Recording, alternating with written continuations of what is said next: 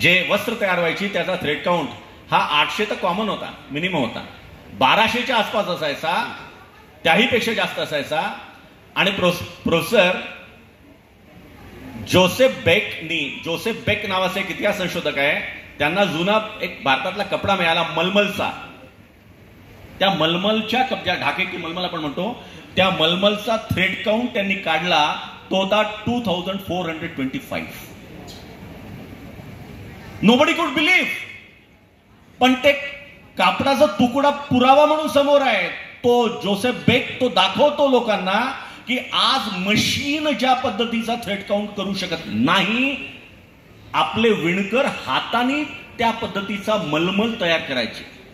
म्हणजे इथला एक राजदूत जेव्हा युरोपमध्ये गेला आणि युरोपच्या त्या उमराव असतात, अमीर उमराव, त्या उमरावला त्यांनी काय दिलं तर एक नारळ दिला.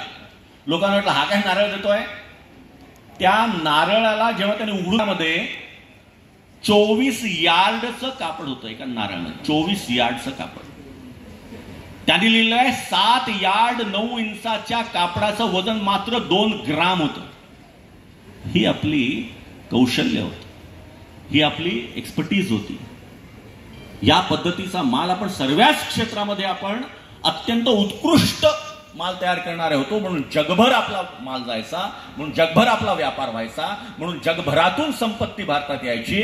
आणि म्हणून भारत त्या काळामध्ये आर्थिकदृष्ट्या अत्यंत संपन्न आणि समृद्ध असा देश होता. बरोबर.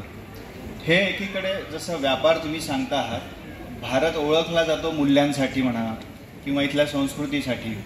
आपली सॉफ्ट पॉवर अलीकडे योगा झालेली आहे.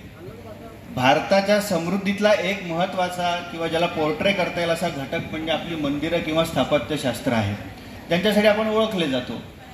ॲज अ प्रोफेशनल इंजिनियर तुम्ही त्या मंदिरांकडे वेगळ्या नजरेने बघत असाल. विजयनगर आपल्याला माहिती आहे, राखीगडी आणि ढोलावीरा ही सगळी उदाहरणं अलीकडची एक्सकॅव्हेशनची उदाहरणं आहेत. या भारताच्या इंजिनिअरिंगकडे कसं बघता तुम्ही, या सगळ्यावर कसा प्रकाश टाकू शकता? खूप छान मुद्दा आहे हा. जगातलं सर्वात मोठं प्रार्थना स्थळ कुठलं असा जर प्रश्न विचारला तर साधारणतः उत्तर येतं, कोणी म्हणतं ते मक्का मदिना आहे, कोणी म्हणतं व्हेटिकन सिटी आहे. चूक आहे ती उत्तर. जगातलं सर्वात मोठं प्रार्थना स्थळ हे एक हिंदू मंदिर आहे. ते हिंदू मंदिर भारतात नाही आहे, ते कंबोडियात आहे. त्याचं नाव आहे अंगकोर वाट. आणि जगातला एकमात्र देश असा आहे, एकमात्र देश जो आपल्या राष्ट्रध्वजावर त्या हिंदू मंदिराला अभिमानानं मिरवतो आहे, तो म्हणजे कंबोडिया. आपण कल्पना करू शकतो की आपल्या राष्ट्रध्वजावर एखादं हिंदू मंदिर यावं. जे स्थापत्य आहे ते अद्भुत आहे.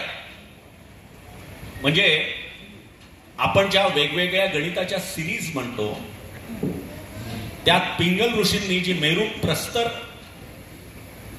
ची एक रचना केलेली आहे, त्या मेरू प्रस्तरच्या रचनेवर ते पूर्ण हे मंदिर उभारलेलं आहे, अंकोर वाट.